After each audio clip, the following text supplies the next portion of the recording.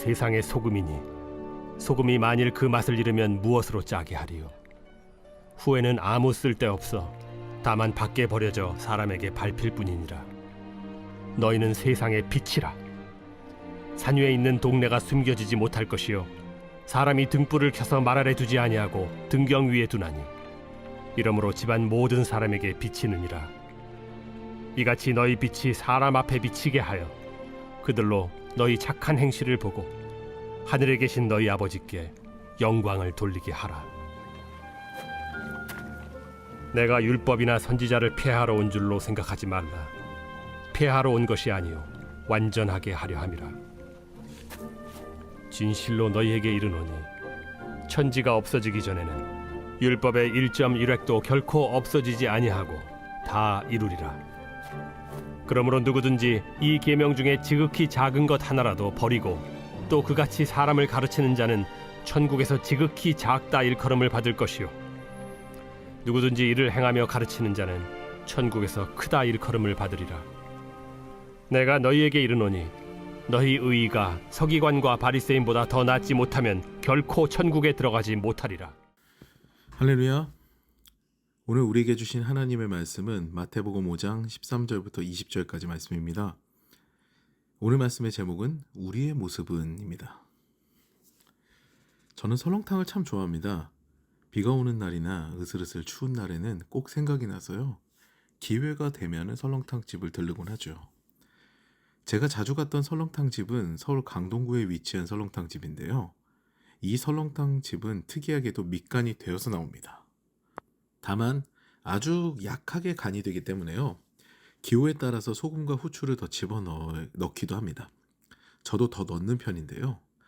어느 날 설렁탕을 시켰는데 대화에 몰두한 나머지 소금과 후추로 간에 맞추는 것을 잊어버렸습니다. 한참 먹다가 싱겁다는 생각이 불현듯 들어서 그제서야 소금과 후추를 넣었죠. 싱거웠던 국에 소금과 후추가 들어가니까요. 이거 뭔가 밋밋했던 설렁탕이 천상의 음식이 되었습니다. 깍두기에 설렁탕 한 그릇을 순식간에 비우게 됐죠. 이제는 대화가 문제가 아니라 음식을 먹는 데 열중하게 되었습니다. 이같이 소금은요, 짠맛으로 음식을 입맛 돋우게 만드는 그런 역할을 합니다. 그런데 오늘 본문에 보면요, 예수께서는 우리를 소금에 비유를 하시거든요. 보통 소금은 썩지 않게 하는 역할이 있지만 여기서는 짠맛을 강조하십니다. 우리가 소금과 같은 존재가 되어야 한다는 것이죠. 그런가 하면 또 비유로 우리를 세상의 빛이라고 하십니다. 빛은 어두운 것을 드러나게 함과 동시에 빛이 오게 되면 어디 숨을 공간이 없어지게 되죠. 그만큼 우리는 드러나는 존재라는 것입니다. 이것을 종합하여 보면요, 신앙인의 삶이 보여요. 우리는 어제 산상수훈에 관한 이야기를 나누면서 신앙인의 삶을 한번 상고해 봤습니다. 오늘 말씀은 어제 연장이지요. 신앙인의 삶을 사는 자는 이런 모습이 된다 라고 하는 것이 오늘의 본문입니다. 키워드는요, 빛과 소금이죠. 우리가 예수를 믿고 신앙의 길을 걸어가면요, 우리는 드러나는 존재가 됩니다. 세상이 우리를 주목하게 돼요. 게다가 세상은 우리에게 뭔가를 요구합니다. 짠맛을 요구하죠.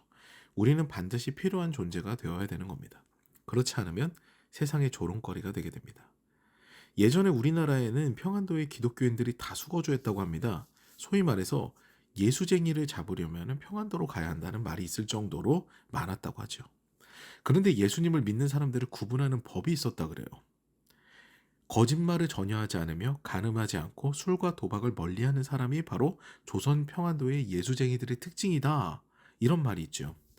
우리 선조들의 믿음은요, 이와 같이 빛이 나는 신앙이었습니다. 세상과 뭔가 달랐어요. 구별이 되었습니다. 예수께서 이 본문을 통해 말씀하시고자 하는 것이 바로 이런 모습이에요.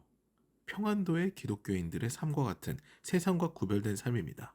너희들의 삶은 세상과는 달라야 한다, 이것이죠. 구별되어야 한다, 이겁니다. 우리는 은혜의 시대에 살고 있다고 합니다. 율법으로 구원을 받을 수 없고 오직 예수님의 십자가 은혜로만 구원을 받을 수 있기 때문에 믿음으로 구원을 받는 시대, 그 은혜의 시대에 살고 있죠. 그런데 우리가 착각하지 말아야 되는 것은요, 그렇다고 모든 율법이 다 사라지고 필요가 없는 것이 아니라는 것이에요. 정확하게 이야기하면요, 예수께서 이 땅에 오신 뒤로 율법은 사실 더 강화가 됩니다. 모세의 율법은요, 행동해야 죄악이었지만 예수님의 율법은 다릅니다. 마음만 먹어도 죄예요. 마음으로 살인한 자는 이미 살인했다고 말씀하시고요. 마음으로 간음한 자는 이미 간음했다고 말씀하시는 분이 우리 주님이십니다.